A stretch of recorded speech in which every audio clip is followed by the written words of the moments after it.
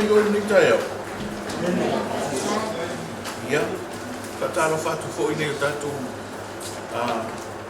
a inga ma wo e bese fo io e olo a whaafonga mai fo iso se tafo la langi ni tai au, ma lo so i fua, ma no fo itangi mama, ia o rea oma sa fo ine e kale sia le rofa ina Christian Church i usena, ia, ni tai au, ia tatu tala me whaasoro fo, ia, ni tai au, ia mulea o ina o fia upa ia le tuola so ala utusi ni mātai o iwa o malia mātai o lunu tau ko iwa ia o lunu ko iwa tae lusu kone fitu e whaamata mai le i po tofu matasi e malia mātai o lunu tau ko iwa ia o lunu ko iwa tae lusu kone fitu whaamata mai le ko i po tofu matasi ia whai mōra utusi whai mai amene ya, tako koe tau whatasi mai ai, ya. Moni wese Yesu i le mea. Ono muni mai ai le ai a te i o tau aso o tau rua. Warananga o whapea mai. Ya o tāwita. Ya o whamai a te i mātua. O whare e whare. O mai ai a te i o ia tau aso. O whakai a tua i leo Yesu i a te i nāua. O whatotua mai ea i a te au o te mawhaia le mea. Nā whanai lea i a te ia. Ioi, lea li e. Mana pai atu a lea o ia i o la mata. Whape atu. Pei o nā o whatotua. Whape atu o whaia i a te ua.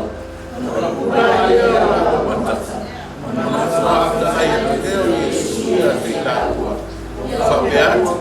Ia o mua, e whainga i se tas, a wana, o whalau i tele i tana i a te ia i le nuku ma. Praise the Lord. Ole tala whita tōru e tōru ni a susame toi rua susare te toi o kuatani. Ea sa tatua o vina i wāwenga sa whaia Yesu Keriso. Tele wāwenga sa whaia Yesu Keriso. O mare tōru suma lipa. Ia, ai, o oto mai nei wa venga sa whaia Yesu Keriso. Ia ia o winga i tātou le tā ua o mele le wāwenga. Ki whatasi wāwenga. Nā manatu nisi e wāwenga. Ai nā le taimu Yesu Keriso na tutuku wai. Whai Yesu Keriso, ino nā uso, e siri atu fo i mea tau te whaia. I mea lea o te whaia. Praise the Lord. No winga e wāwenga ni whain tātou whaia. A whawhai nā rena awa wina ina ia tuku wailo whaatua tua. Ma e na ngona ma e ino ai. E ma whain tātou whaia me o wāwenga. Praise the Lord. E ai a awala, e ai a whainga e te whaia. Mea whaanea nganga. Malau alua i le tino e ino ai. Whaina tātou whaia ni mea lea. O wāwenga rā leo tātou o me. O whamanolo ino tau waso e tofi. Tō rua. Mai tala tus pa ia e, mali watu Yesu ai, muli mai ai tau waso i toa. Toa lua. E whatasi lo muli. Ai o whawhetai au i e tau waso lai mo i ini mata alai. Alai muli a Yesu. Langa e istanga tai pupula alai. Ai lau muli a Yesu, lai muli. Lai muli ai. Ele no poi lai muri eh. Ia, sao mare. Praise the Lord. Lai ai mata lai muri tia. Ya po. Pamita la tus pa ia sangue suwa muri mai ai. Kita waso to. Ai to rua ta waso. Ele pon kama pon kenga ma wa kara to rua ta waso. Praise the Lord. E va kasi muri. Ana ia tele nei ta waso e le pupula, e le o loa se tangata. Pau ane mele le te mauti noa o whaalongo o Yesu. Ane muri a Yesu. Praise the Lord. Tele ta maiti, tele te mulanga talo mo, tele tangata makatua, tele so se tasi, o lo pupula mawai. E nei le olanga, maa neia le salotonga, mare fia. Ai ese le mea nei, muri e. Se mea nei, muri praise the Lord. Se whaika hanga o papa, o lea se no e muri e ni whaika.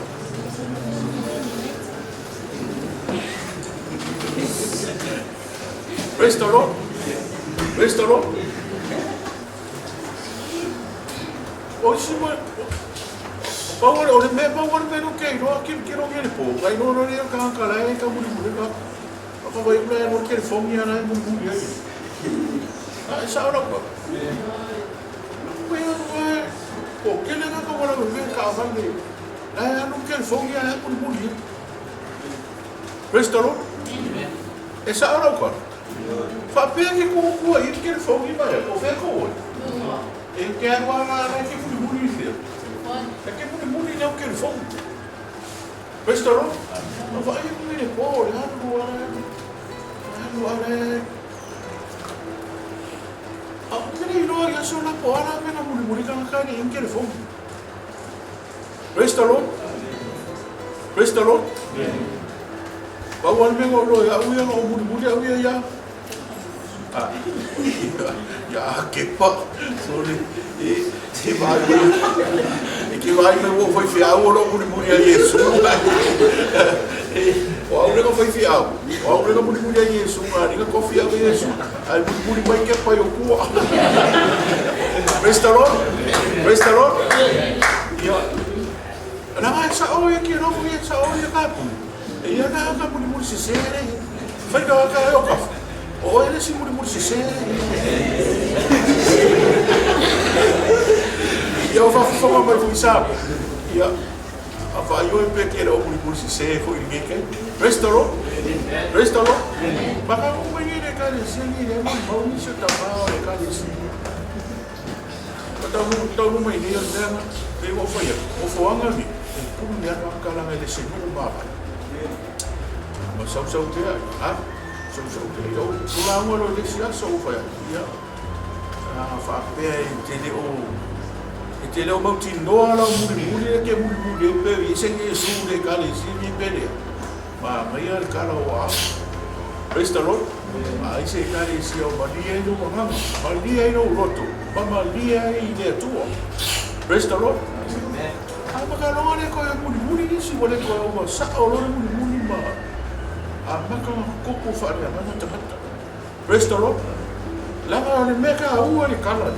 O lea mo ingi ma ka waso mata o le ko rua le. E non kaka popula. Ane meka ua. Laila ke loa le ka ngaka lai muli ia Yesu. Praise the Lord. Wa ni po se kala va pena ka ka ye ko isi. Kale me mo no la wa mai kamala ve ku le me. Yesu ora família ora se lá mena família ala langa foi vaca ala langa foi vaca Yesu ora família e olha ana mena ni yo e ka ah restaurant de kuare oi pinni ai kasi se de arroz ya pinni no kasi restaurant ora ka ua yo e kako fua fale ma fa ya ta to e pula ai se meu e muri o ka se fale ko restaurant aso io foi de mengo le ina o yo ko me ka le ina ve ah ye na wa hide and seek ah ar ke mingi wa hide and seek ka ke ru mo fa ke ru e ve e mo le e no mo por que fo a aso io e fa ke o ko ma fa o e na lafi e ora le vai no va per no culo o kusala o va per e confirma caia ah e confirma capkin usa e pero capkin e mo ro e vai ma le ko e su capkin o no pe o mara ya ai a mo ora o to sconti o ia e le no capkin ia ele pepe e ko o foi le ko i se la ko ve restaurant o le mena uno io soli ese cero kaka ke muri o ka se fali ko foi kamale anga foi ngai kama foi ngai a mi vale o uma fio ma ko mu foi ko ina mu restaurant o ilo le leia e le sil me la ke le ina foi ngai o ka wa ama me ma fali ko ka mo moi sa lo ka e muri mo ma awangi ya ko se o le ka restaurant so le ka ke ya la mu ela a ko pa vai a ku me ma fa a pisa. Paano, kasi mo. Mafia si ilo kava, ala ke fe kapking. O ngor se seo le. Se seo mo.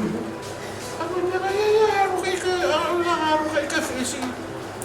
Restaurant. Ilo na ngir mena fa wa esen mena kanye. An mena ke kanye. O que sa pangaya o. Restaurant. O mena alam mo.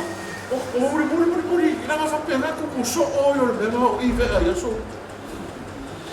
Restaurant? Ja.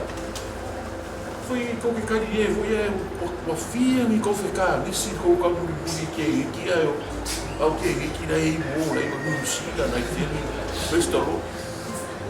Va no ye ka ka ke vai ko si. É sawa. Ali ka. E ke no fia wa sa si de muri. Ia ko para makan kiri aku restaurant aku ano pa mai para kaya isupe mo restaurant lang fa pera mo lang ke ro mo se na ya no mo mo se lan me ko lai ka ni ya man ki na ro restaurant ai fa pera no na ma I ka waso ba ai pula la loco pula lei che no lì restaurant ma lì muli mi fa ba un mica osso o le meno a due che osso e o ai campo o ya ye yesu langa lei e ye le manga o mala ka osso la che manga o mila restaurant pe fa ka si mana o o risio ba ko ki nga ye le manga o le ate okay o to o le la mai lo la pa lo le si basta o okay na pe o a le loco wa wa sa pe la restaurant e le uno su fini fu ngani o fo ka ngi wa I ma ko sa a fasi ro ko mo e mo ni spiko mo e spiko ve o mo le restaurant o le me kuku le belia o no ka waso ya ki ngana ngai lo ka waso lai ki no me ka lai ka fo yesu we le alo ka vi alo fo yesu we le alo ka vi ka alo fo restaurant ele I fe ka waso ele I popole ka waso ka langa la ngonga ka waso le ye lo la mana no restaurant foi ka na ko fo yesu mo oh, esse aqui, nada aí, mga oma. Restaurant? Inganga aí, mga oma. Ang mga oma mo ay.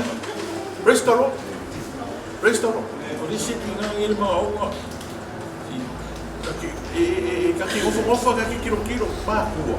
Kilo I whaka. Sa araw ba? Kaki mga oma, pakua. Iko po may whaka, uwe maguhiya na po wala.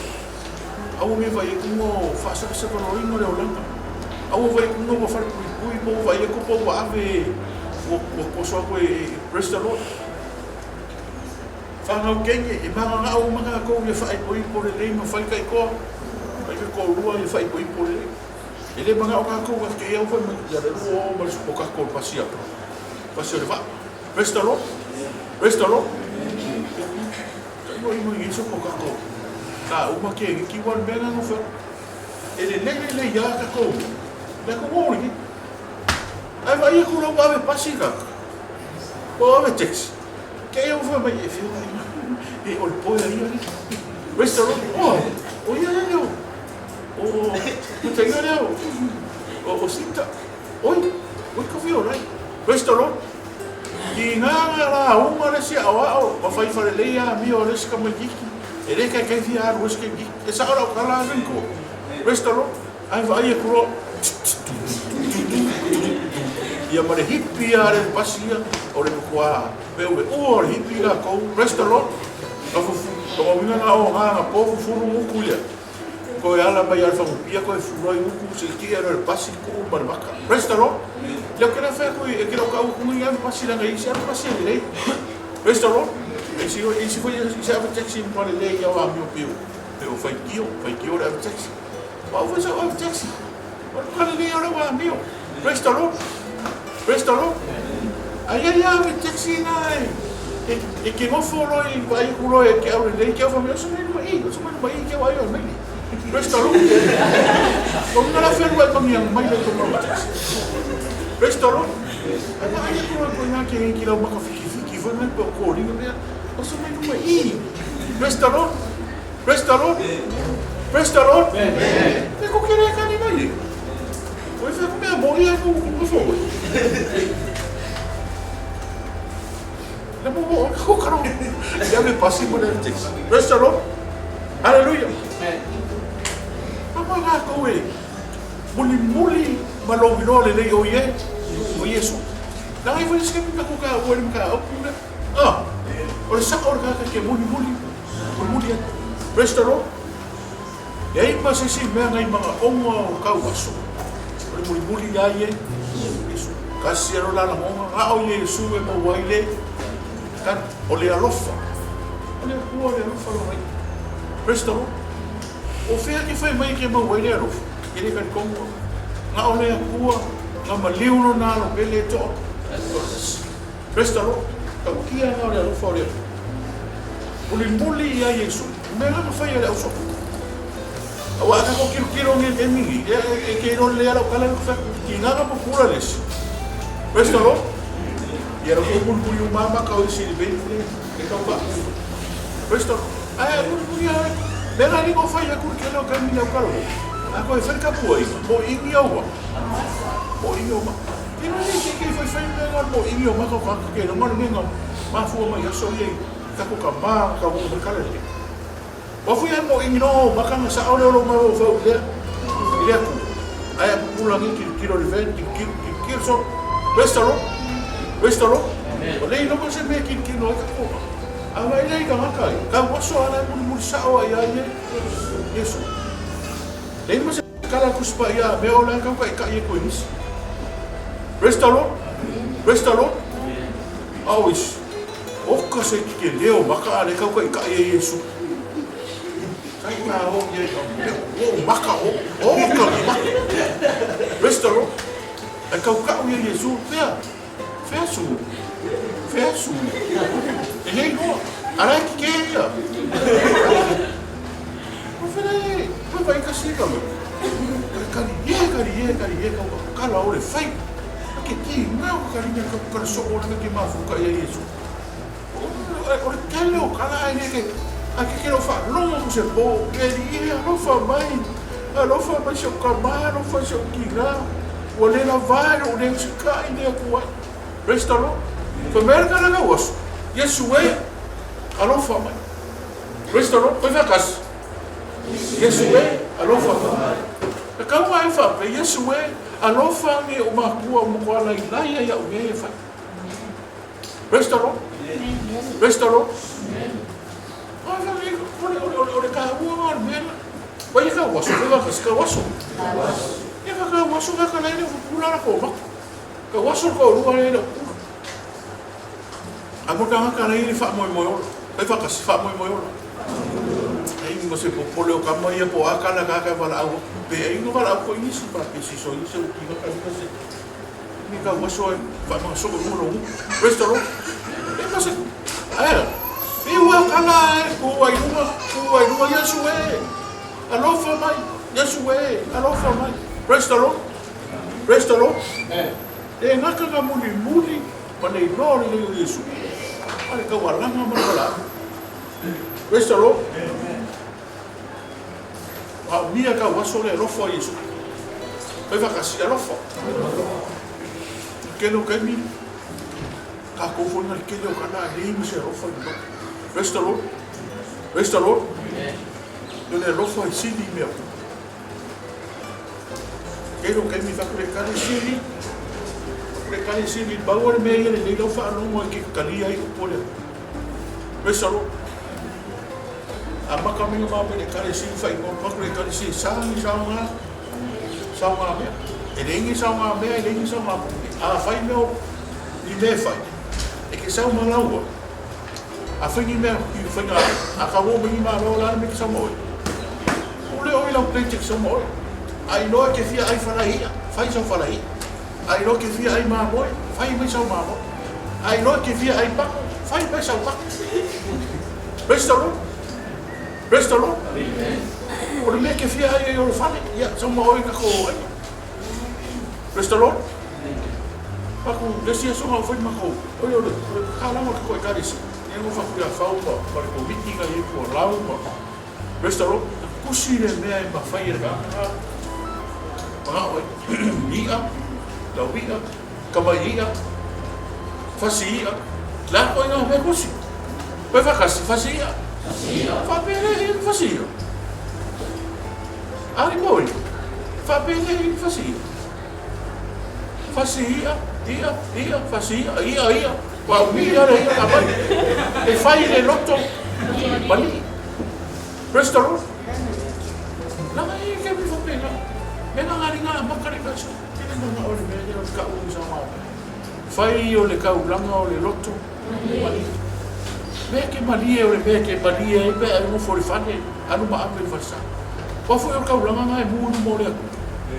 Le mali e no. A fai mo e le ino me mo. Dai ma se ka ro e. Praise the Lord. Sa mara we ni ka ko ai fa kasi.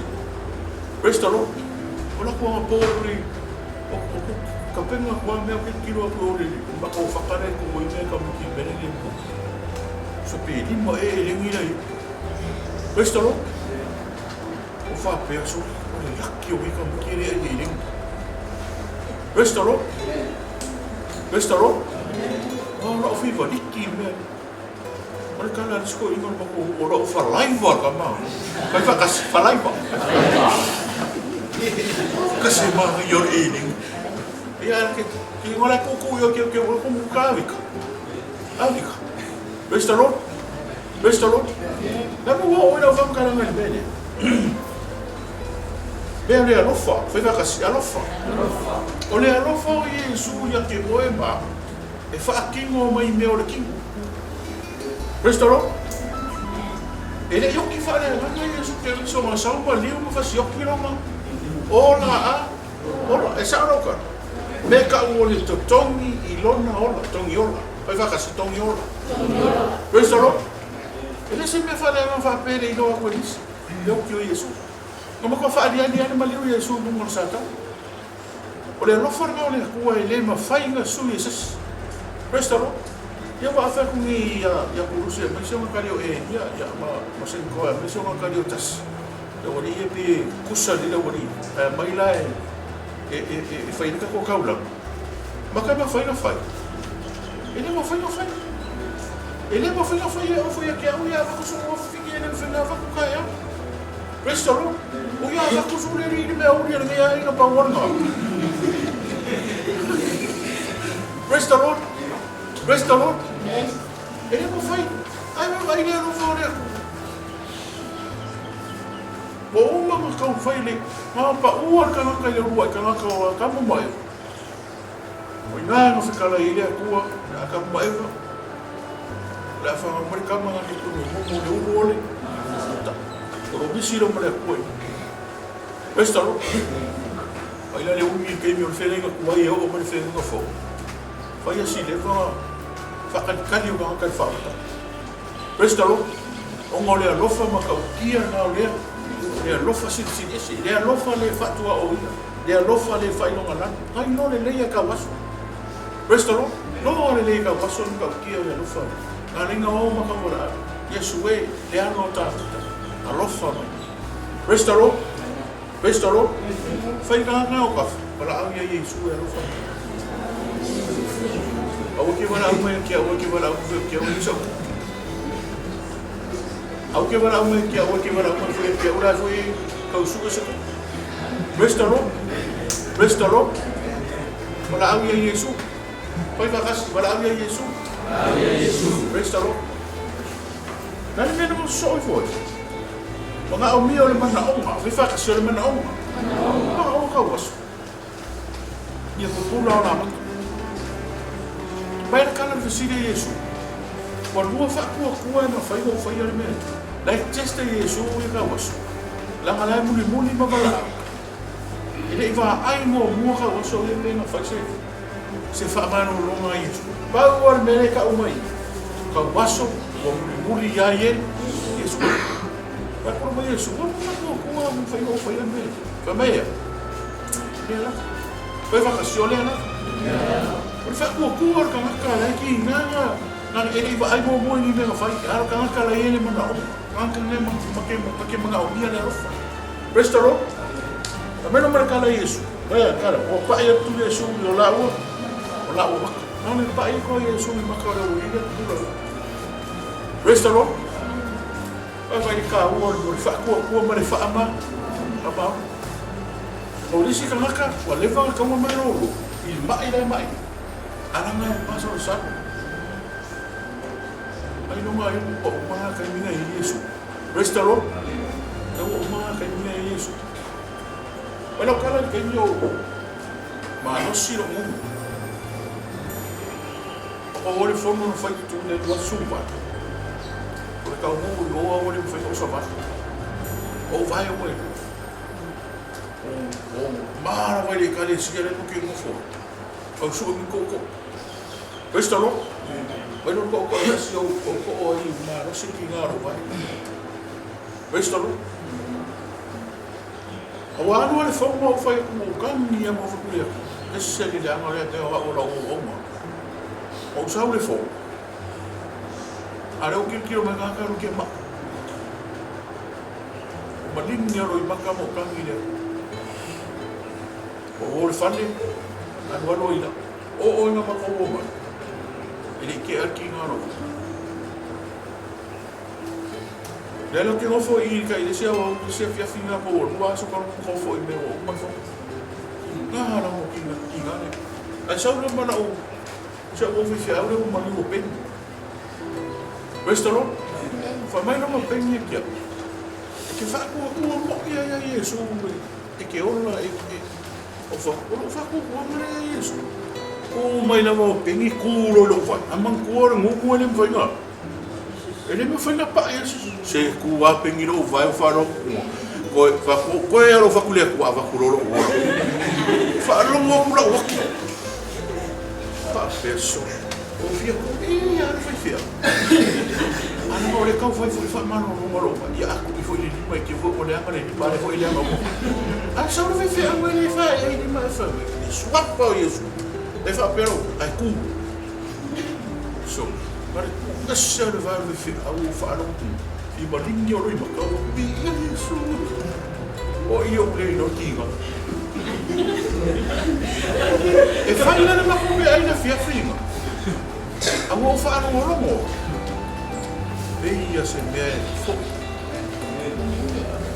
Que ro o mo ke mi. A o ai al po mi mas, mo o le po ku. Ora pai fa so pide ko. Ai yoko. A o mea no. O kasi kayo. Okay, no ni no ka mo. Ah. Restaro. Fabia, e se a mea le ko. O si te mika ke fa ko ko. Ai pusa e kele mar malama i dia ro fo ya. Pa mo mea fa ita waso. O le alanga mar bala. Pa muli ai. Ko agora ma ro ko ye ko ma fo fo. Vai no mar fesire isso. Que vou fazer o que vou fazer. Vai. Vem lá, não é mais muito aqui. Não é mais calmo. Só é muito mais aí lá. Oi. E agora, vamos ver a rofa. Restaurou? Restaurou? Porque nele olha esse não vai ver nada. Mas se vai ver. Restaurou. Eu vim agora vamos cara. Quando cai cá o aço, ela é muito de fiola. Ela é muito de fia malo. Ela é muito de fia manguinha. Restaurou? Ele lá pula muito se Kene o ula e se mele muri muri. O isi foi sei ronga kau kau waso. O se kamare o vai. Anga ni fa ronga para kau waso ni ko e fo i mele no. Ni ko e fi e no kama fare anga. Ti ka ronga o ya sa sai mele muri. Ma vai no ko ko ronga vai. Vai de o dei. O dei pe muri muri e su se po so vai. Kala não faz ele. Então ele não faz pena. E isso não é cara por pura. Kau waso, fa kwa ma ko roye. Restaro. Ya, maka kia mo ka ko e kaunga ko o sia ka ko ka. Ko mo. Ba e maka o ko ka ko lo mo mana mala. Usa lava pe ka o ke le va ai. E ma fai la ko ka ko ya ye. Ele o lo kula, ele o lo kutino.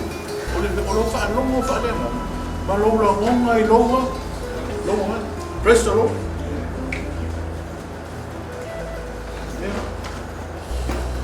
Kau kira ni mem. Orang makan kira mu makan kira orang. Fahai kan makan aku lo. Mana ni. Kau orang fahai leo orang mana. Dengar ke muri lu. Fa kingo orang muri. Ya Yesu. Peka waso pea. Fa kingo. Mana lo. Wala. Fa leo. Peka kasi fa leo. Restaurant.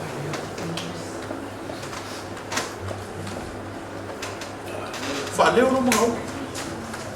La mora si ka ki na ya se ba o ga no fo fora. Restaurant. E fiu fa ya su mai su. E fiu fa ko si ka ka ni la. E so ba o ga e sa un de ka no i fa.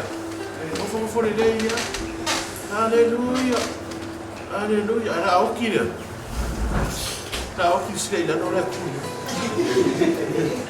Porque ele não coloca ele, o que é o que foi muito chulo. Mas não com a física, mas é o que esse cara vai morrer, se aí não cai o ele. Aí mas foi ele foi com pensando, mas o cara ele faz morrer, aleluia, Cristo Lord. Aí lá o que se ele lá. Eu que era o que ele fez, cara vai morrer. Restaurant. Hoje se vai a cura só uma hora. After that, okay, yeah. Alam mo kipilis po ako, alam mo fewa ay malisok ka. Restaurant. Wala yung lumas ako ay namin, muli ay. Wala muli ay. Restaurant, may kawaso. Ini ko ay saor ka makalaya. Muli. Saor fa aro. Saor fa kuwa. Restaurant. Sa uno manifesino. Kira mo mga umiyan na ka. Ha? Kira mo mga umiyan na ka. Okay, ko eh. Kira mo mga umiyan na ka.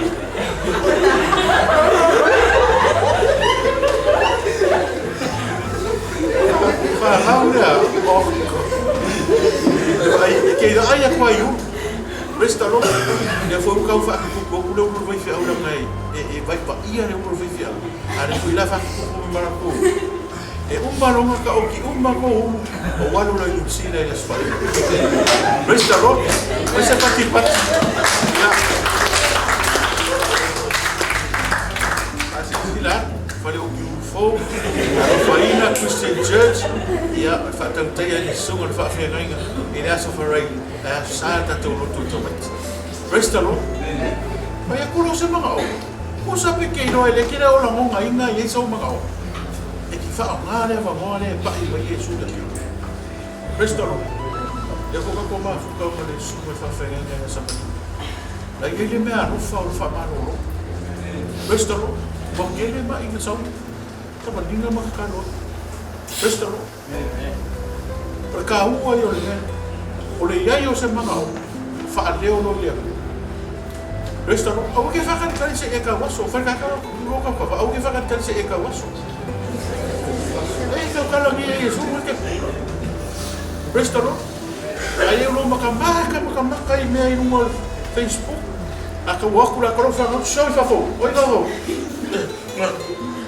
ada rumah mereka barang ni, aku mereka akan buat restaurant, dalam beku, boleh yang orang bakal ni ye, kalau semua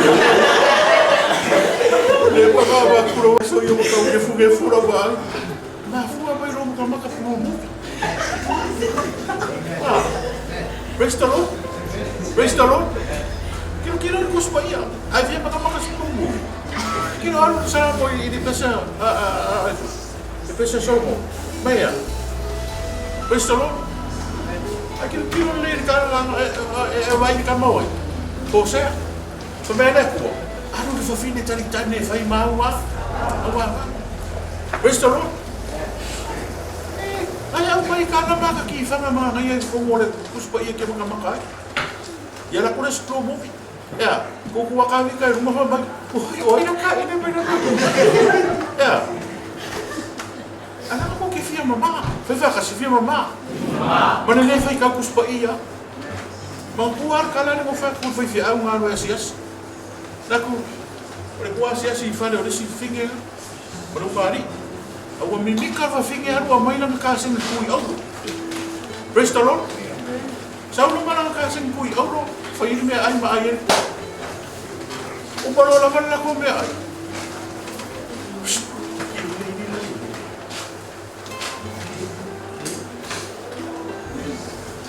Awa, wa fa ini me ai. Ya wa ma ai aru fa fia. Ai ka o ru finge fa ka o kui. Ore a o a kui. Fa me na mar finge.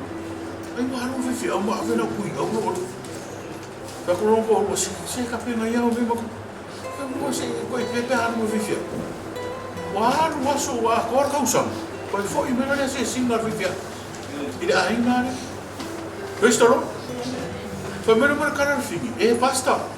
Si mo ga no ma fa ia ko quero ka no ko se singa ka usam ki ni esa o. Se ka fa ka ko me ai.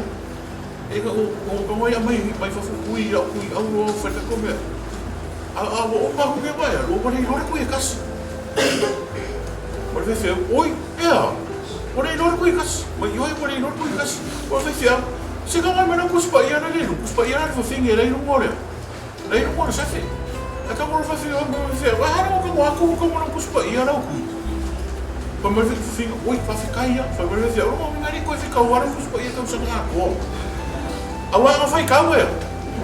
E kau e nanga ku. Fai fakas. Ia oi maua le fai. E li fai kau alo kus. Ma le fai kau nga kere fong I ar mene fai. Vai fai kau waso e li fala au kau waso ia e sui nga kau waso. O kau waso nga ora mea kau waso a lai fia pupunga. Au isi whakarikani se ma. Whakarikani se kau waso. Fai aku se mga o nga e so mga o. Se ino mani mga kai so mga o.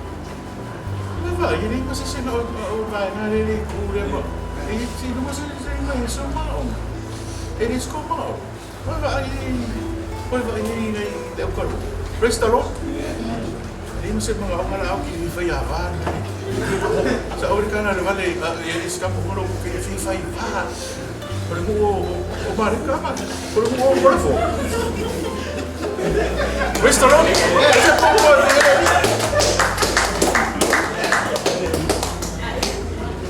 ia ko pensa mga oma e ka kanoa. Fia ue alu fa fia le pese alu fa fia le pese loa tua o alu lene. Ai wakuro I olangi mga oma. Restalo. Sa ua suenga o ka se pasi o fio. Restalo. Fia fa le fingar mongo a veus. Restalo. O le na va foi a foi kusi. Praise the Lord. It's an honor and privilege. O umare asko voto, o umare kingkong voto, o umare ko nga voto a vekus. Officer vai, officer fai pui, officer ala fai mo beni na o nga na fa le ya. Hallelujah. Praise the Lord. O vai ka waso bak. Le loko. Muli a Yesu, mawala. Yesu e, alofa mai. Yesu e, alofa mai. Praise the Lord. Ya, berbeda ni. Mana nak ambil ya? Saya ni le fikir asam fikir awas. Isi kau isi. Oleh itu kau ingat mana apa yang kau fikir apa? Praise the Lord. Saya ilongai before rumah nak kau malai. Ai fa su e de la se I kwala ngonga no ma. Praise the Lord. Ka su mai ni mo fa ma ai me ka ni fo wa le ka ke anga bongi a ko mo. Miki le so vai ore. Ko ko le. Aka so. Nori su par mere ko ku fi de se. Praise the Lord. Dar me no ko.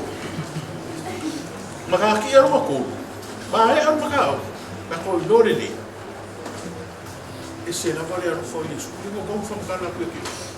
Praise the Lord. E uma ka ko ro fa. e aro lo lava lo rofa naka a rofa foi ke ko fa no me mia ke ina ina fa fanga ko praise the Lord wa kire ko vale praise the Lord o foi na cara no fa o sa wa mia no ko fa foi ma ko mi la e pa massiva ma so kari e o lo passo e ma ko a uso mangi ke la o ki per fia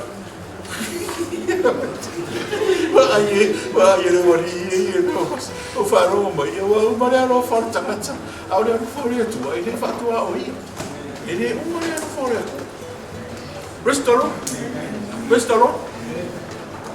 Io mi fui quello foi che paghi, poi fa fare, poi ai mi so fare a lui. Bristolo. A vai ne o, e ne lo morire, o fai a casa, ma questo ne ha fai pa fare. Ana o le wira hokara o le alo forka maka e ngaka oi fakas e muka e sa alo kara pois fai so o foli me restalo ape ana valo poi vai com tele ama sabe se po mara o ne restalo fa se au le ti ora foi la tactolo restalo ole ka ole le so mo ka ko Boa, só era possível, lua cupo e lua foi boa, olha, olha le só uma boa ema, isso era possível, mas vai aquele olha, cara, lua cupo e lua, então ele foi boa, então ele foi boa, mas lua, já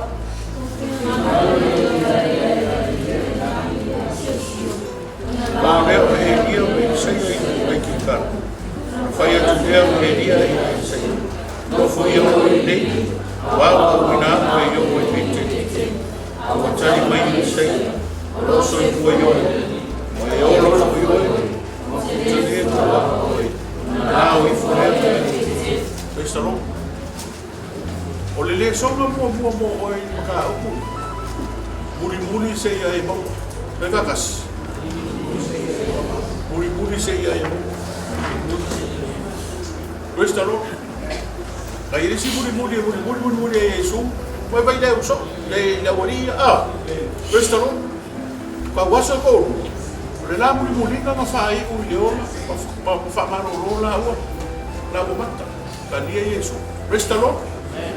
Ai ka ko da so o muri ai Yesu ele i umala nga muri. Oi. Oi na ka le yo na. Oi. Oh. Questo no. Ma sa o. Oi ko. Ele i umala nga muri na ya ye. Dale me ko. Ya? Sa pulei. Questo Langa muri ai. Ele kauro fa mo. Ele muri se ia maua. Langa muri lava mo sinkai. Porque nga ka fa, ora na ko nga muri de que. Si ma kai mele. Questo lo se maua le nga ke mga awai. Questo lo. Vai le muri nga ka le wa ni sai. Ole tala ya ni sai. Ele sai ole tangata sa. Perfecta ali tu. O Elia perfecta sai. Wa mai no Elia nga kana ele sai. O ilola so ole nga no nga. Foi uma perfecta ali tu o or que me a violina tangata o. Koni, karo so fa pe fa ba ko. So que me fa. Sai fa ba ko so na ka ka yo kamare. Kamare ni se fa fique ka. Ela fai a cure. Ora ka ye. Uso le ora que me aveva la ina ye. Ana muri ya ka ka o. Ele sai. O kula o ele me ka o pe ten ile go fa makala na ino ya ko fa alino ile. Ile a pe fa e ka no ma vai, uno vai le pa fa. A ka ile. Questo lo. Perché io fa accusa ole. On mano le ko. Questo lo. O ko pe ken. Ele ai da. Ai sa mai ki kala. Questo lo. Ai vai fa so longo foi upunga, o foi por koru so foi ano. Monga o pe keni o me ka o ye rico. Restaurant. Ai fa ai o le vai o yori. Yori ta. Restaurant. Mero marcala camaro. O Elia ya Elisai. Le ali me ke monga o Elia e muri ya ke. Restaurant. Restaurant. Foi upunga e po. Fai mai leo i sai ia whaanua mai lo wanganga i ate Restalo muli se ia e maua le mele ke mga oa ia Yesu muli se ia maua le mele ke mga oa peo le au ngā lea whaanua mai lo wanganga Restalo lango le mele le whaane e komu ere kele le au kele sia muli ngā singa kai Restalo muli fai ngange pe e fualanga muli ka maka longa community e fualanga muli longa aina e fualanga muli longa koa e fualanga muli lang fa Restalo o vai si ka maka ka ime la ko fa ngauia ino ele ka ia ma ko sa ka ime fa ngauia Restalo ai vai ka waso o mai mena nga mai ka ko rua o kusa le Restalo ele se ka mai kiki mas ka makua ka makua o mai ko ele se ka fili nga fai pela kiki le se pe kele pe makua Restalo o mai fa kasi muli ya ye Yesu o mai ele ma o se ki re ki o le sa le ka na sa ni ki no ni era o ni ti tamale ka ni no pa ko so Restalo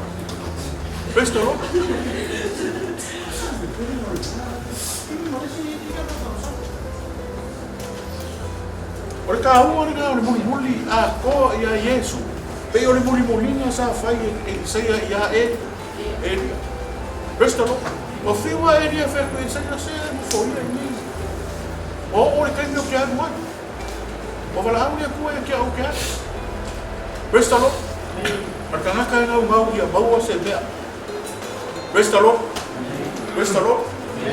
pe fa kasifia mau se mea ka ua Restalo yang ani fa ia o muli le ska e pe fa ale mo rua ile o ba lama le la mo fa le o fa makala ku le ka le sia ni le makala mo fa ia ku ka an sa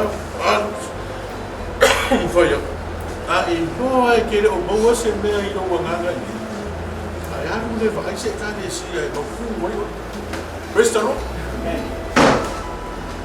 anu le ia vai se ka le sia makalo mo le ko o se ka makalo mo ku ni ka baka fa ko ka no le fa mo le ni ka ka yo mo ku ma ko fa ma mi no fa ba ai ba venga o le ai o le ke ni le mo mua e fero kana ia kumu fa sa longa ia le ofika avale pakka Restalo longa kon ia ilo e ka maka ka wa i mane file mo male sa Restalo wala sa maf sa Africa Commission fund yo o o fenga ronga su ma fa mo ke no fa ka yo Logo, so bani le koru pe fa ka usano America Commission fa. Ba fu mo le ko ya o ka ko pe sa no en kana no. Restalo. Aka ko le fo wa ina ni mission. E se ka ko me mo wa ile. Restalo. Se li ma ngui o le fo wa ina no le na te. Ka usanga ke ngi. O ku aku ma ma ka ta ko fo wa ile ko se me. Kau sama umar, kau semua oleh wal bisa ngale Papua ye ko le la ko ti Papua ye ele suma ya election Restalo le foi ana o uma fai de cara o uma fi se kiara e uma se la kana a mele wal no se la kana a mele election ya male afrika la a mele consumo Restalo aka ko le fo wa ile mission e mission le ko ke fo ai po ai lava ko ke ana le fa ba Yesu ko ke mo fo pe lava matangata mati Mas tipo, ela não cau vai com o sem nem a mana vai com restaurante. Da hora kala le kuspa ia foi mais kala le kua porque a mai me se fu wai ka langa de fane ke wai. Kaulang. Olha me ko kaulang. Kaulang ai ave me le finalo le kua. Io to wato fai no malava ma. So restaurant. Ma fu amana. Ele hape que for aí ele só me quer uma le vai por que mi. Si no mo le makan ka le fa mo orang ka ba le ka sangan ke. Ya. A veces por viene.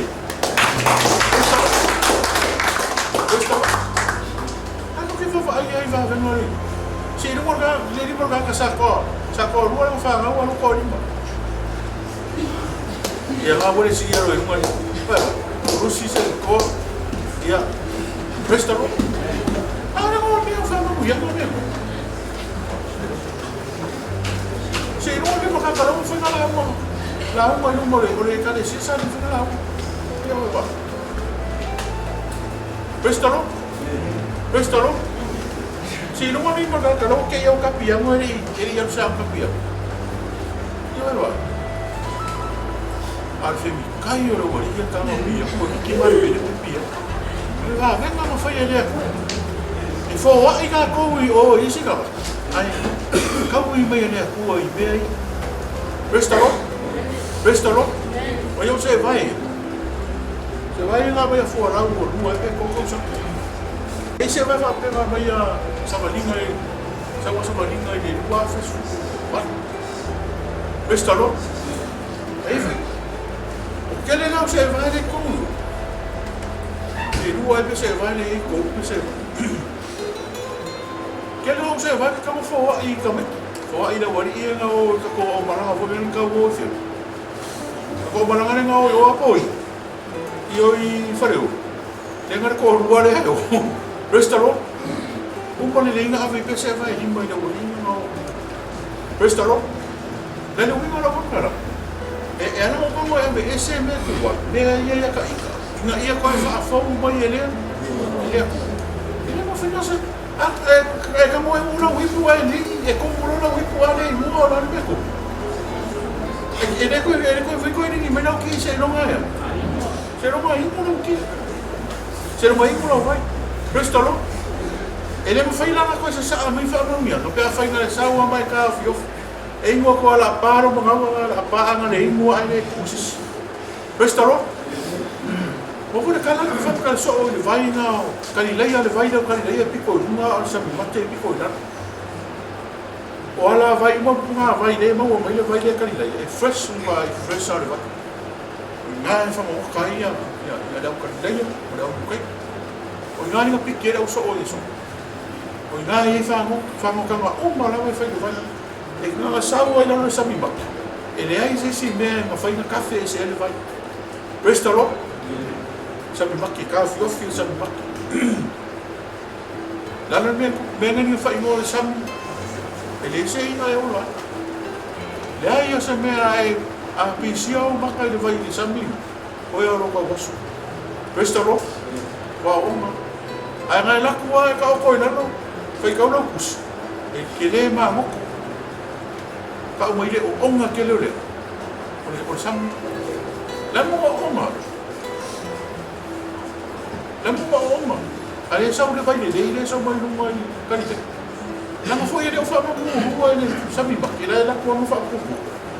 Fa pouco é com ele café esse restaurant. E ele não fa com sala cara. Alô na fa cara se a vai com o pera ele quando fa só ele com o o limbo o lá ele com o não. Restaurant. Ai kamu fa fora e ku fa fora vai como foi ele não me mama cara a foi minha ku não foi restaurant como que eu me subir e não foi kamu não sei a kamu não sei de ura kamu ka kala ini ura kamu ka sei ai por sei dia kamu ya ve parece haka ahora ele vai achar que são fucking musiqueiro. Foi se o que sei, o foi lá na rua que oi. Restaurant, o le mea ngai ke oi, e que ka mai fo ai. Awa koe fo e mea mea. Langa le kau whamara ma lamara me rea mea ku. Rea lofa na o rea. O rea ku. Koe ka wasu e kou. O rea lofa mga o kia na rea ku. Whamara o lo e su ka wasu. Praise the Lord. Alele winga o whakure muri muri a e sei a e lia i a mau. Whakure muri a mau o le wha unga rea. Ka mau e kamaro. Ka umane o fo e lia. Ara kuma ia ka aile vai o yore tana o na vai. Ua inga o le vai ka yore tana.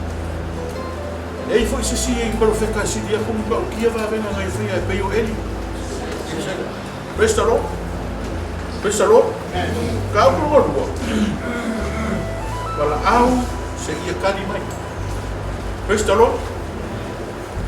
Na ruenga e lua foi poe o o le wha. Pare kemi o le Pentecosto.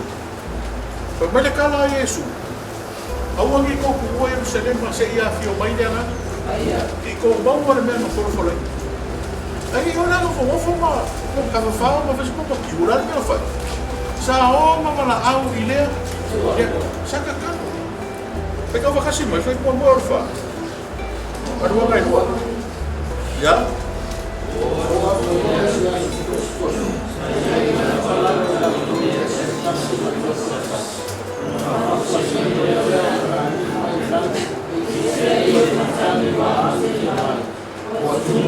Fate sanata o fo.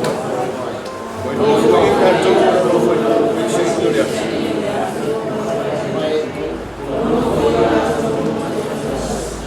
Fate tu no fo i la to mo ni la. Wa fo ai o to ta na. E no fo e mai e na na. Praise the Lord.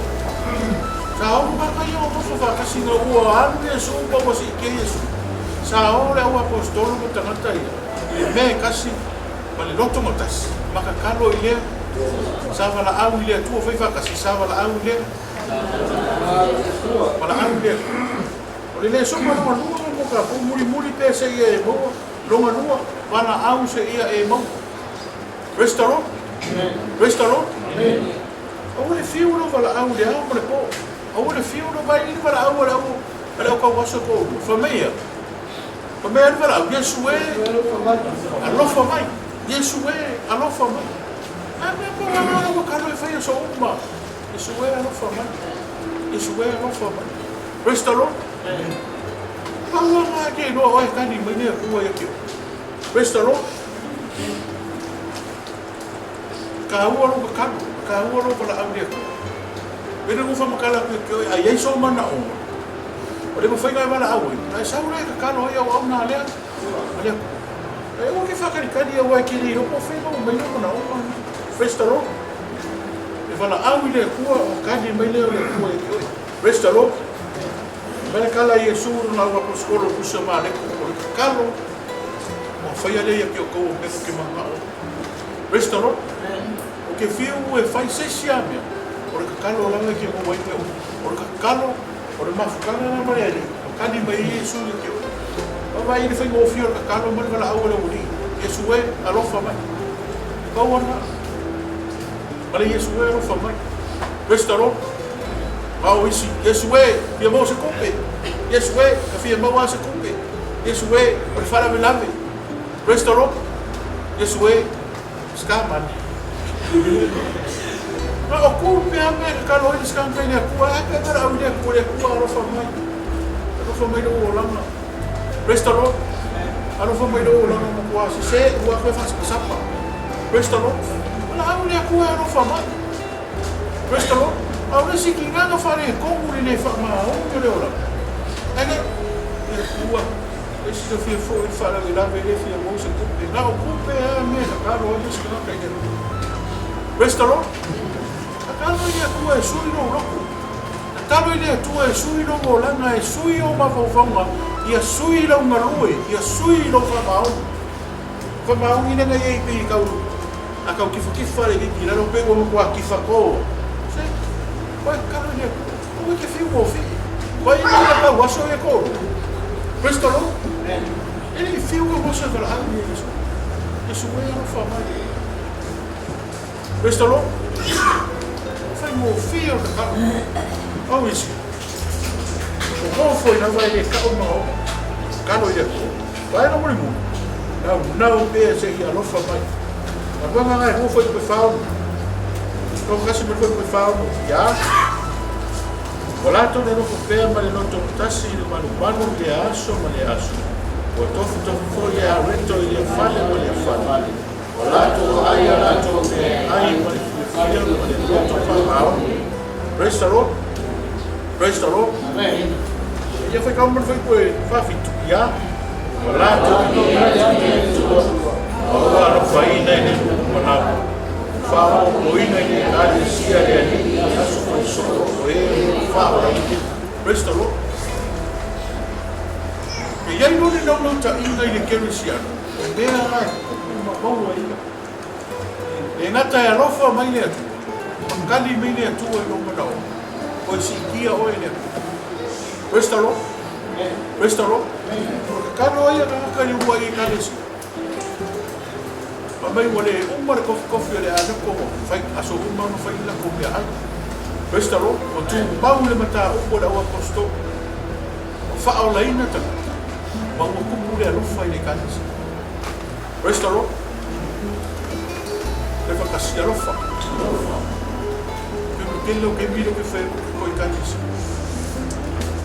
e sa va aska ka fo que ko foi ka fa mai fa ka ro fa mai fi ai mai tu mai como fai e feel comfortable pe yo lai ho foi uma fa prestalo então fa masa a meri ko eu o que fa foi fa ka foi isso sa o lo isso ka o se fa fingi vai aí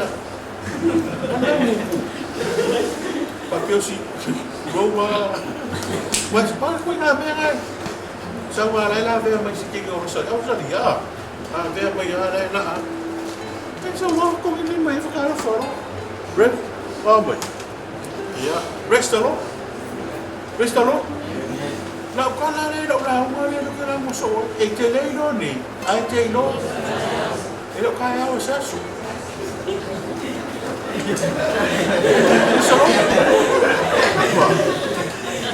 kani ya lo ka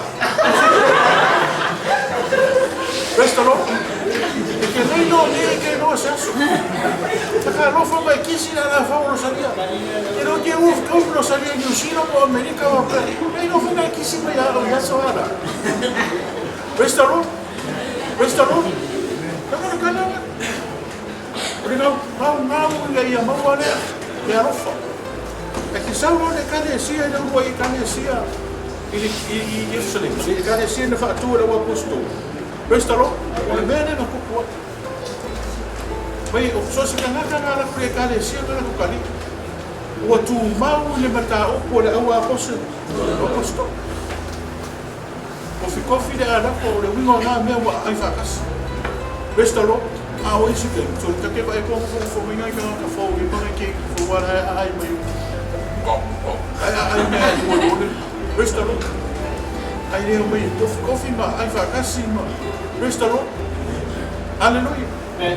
O como fakara foi skegera kuma koyo. O como era korko. Ko fakara foi. Da fo kilo fasa, kilo mai o café o fa o. O fakara foi ma o mai ia ignore quem que ele não foi Jesus le cara isso. Como ele vai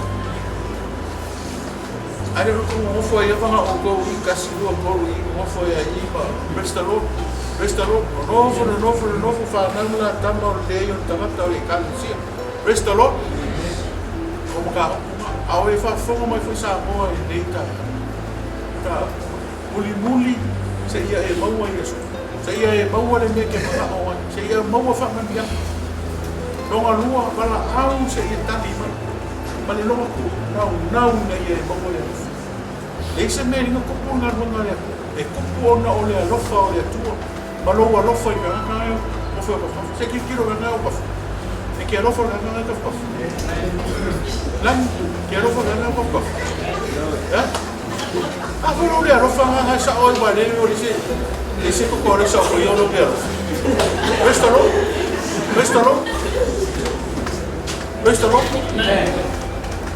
como ka whawhonga mai tui Samoa. Pa mania lea tua, le pa venga I ka whasa I tō.